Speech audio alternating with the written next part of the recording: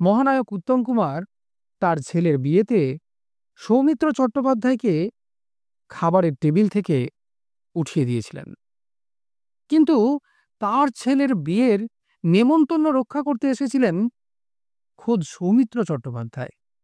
কিন্তু মহানায়ক উত্তম কুমার এমন কাণ্ড ঘটালেন কেন? এই নিয়েই রয়েছে আজকের বিশেষ প্রতিবেদন। আর আপনারা রয়েছেন the legend and history 365 YouTube চ্যানেলের পর্দায় দিবাকর সাথে। দেখুন বন্ধুরা, বাঙাল ঘটি আর এদিকে ইলিশ আর চিংড়ি, আর তার পাশাপাশি রয়েছে ইস্টবেঙ্গল আর মোহনবাগান। এই নিয়ে বিতর্ক সারা জীবন চলেছে, চলতেও থাকবে।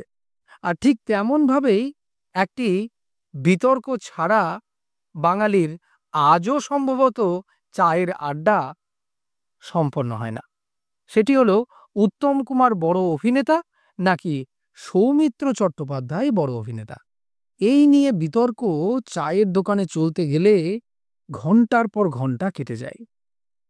কিন্তু খোদ সৌমিত্র চট্টোপাধ্যায় তার বিভিন্ন সাক্ষাৎকারে জানিয়েছেন উত্তম কুমারের সঙ্গে তার একটি প্রেমের সম্পর্ক ছিল। উত্তম কুমার তাকে পলু বলে ডাকতেন। উত্তম কুমার সৌমিত্র চট্টোপাধ্যায়কে খুব স্নেহ করতেন। আর এই স্নেহের পলুকে ঘিরে উত্তম কুমার সেদিনকে এমন এক কাণ্ড ঘটিয়েছিলেন যাতে রীতিমতো অবাক হয়ে যান খোদ সৌমিত্র চট্টোপাধ্যায়ও। আপনারা নিশ্চয়ই বিভ্রান্ত হচ্ছেন। চলুন আর বিভ্রান্ত করব না, এবারে পুরো ঘটনাটি উন্মোচন করা যাক। ব্যাপারটা একটু বিশদে বলা যাক। দক্ষিণ কলকাতার ম্যান্ডিভিলা গার্ডেন্সে বসেছিল উত্তম কুমারের ছেলে গৌতমের বিয়ের আসর। সেই বিয়েতে হাজির হয়েছিলেন টলিউডের নামকরা সব তারকারা।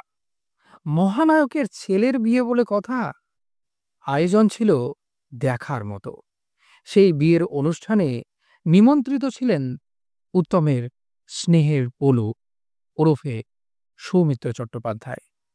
সৌমিত্র বিয়েবাড়িতে পা রাখতেই ঘটল সেই ঘটনা। বিয়েবাড়িতে উপস্থিত অন্যান্য অতিথিদের সঙ্গে আলাপ সেরে সৌমিত্র পা রাখলেন খাবার জায়গায়। হঠাৎই দূর থেকে উত্তম শুরু করলেন চিৎকার, পলু ওদিকে যাস না। উত্তমের গলা শুনে তো সৌমিত্র রীতিমতো চমকে উঠলেন। তারপর সৌমিত্রর দিকে উত্তম এগিয়ে এসে বললেন, তুই খাবি না, এখানকার খাবার তোকে আমি খেতে দেব না। মহানায়কের মুখে এমন কথা শুনে অবাক সৌমিত্র চট্টোপাধ্যায়। কিছু বুঝতে না পেরে খাবার জায়গা থেকে সরে এলেন। ঠিক তখনই উত্তম বললেন, তোর গ্যাস্ট্রিকের সমস্যা, এসব তেল মশলা খেলে শরীর খারাপ হবে, তাই এসব তোকে খেতে দেওয়া যাবে না। ঠিক তারপরেই উত্তম তার স্ত্রী গৌরী দেবীকে বললেন, পলুর জন্য মিষ্টি আর দই নিয়ে এসো তো, পলু এগুলোই খাবে। সেদিন সৌমিত্র উত্তমের এমন কেয়ারিং রূপ দেখে সত্যিই আপ্লুত হয়েছিলেন। বিয়েবাড়ির ব্যস্ততার মাঝে উত্তম যে তার শরীর খারাপের কথা ভোলেননি তা জেনে সত্যি নতুন করে উত্তমের প্রতি শ্রদ্ধা বেড়ে গিয়েছিল সৌমিত্র চট্টোপাধ্যায়। তাই আপামর বাঙালি যতই না এখনো উত্তম কুমার আর সৌমিত্র চট্টোপাধ্যায়কে নিয়ে চায়ের দোকানের আড্ডায় গসিপ করুন না কেন, উত্তম কুমার এবং সৌমিত্র চট্টোপাধ্যায় ছিলেন তাদের নিজের জায়গাতেই। উত্তম কুমার এবং সৌমিত্র চট্টোপাধ্যায়ের মধ্যে ছিল একটি দাদা ভাইয়ের মতো ঘনিষ্ঠ সম্পর্ক। তো বন্ধুরা, আপনাদের এই তথ্যবহুল ভিডিওটি ঠিক কেমন লাগলো অবশ্যই কমেন্ট বক্সে কমেন্ট করে জানাতে ভুল করবেন না।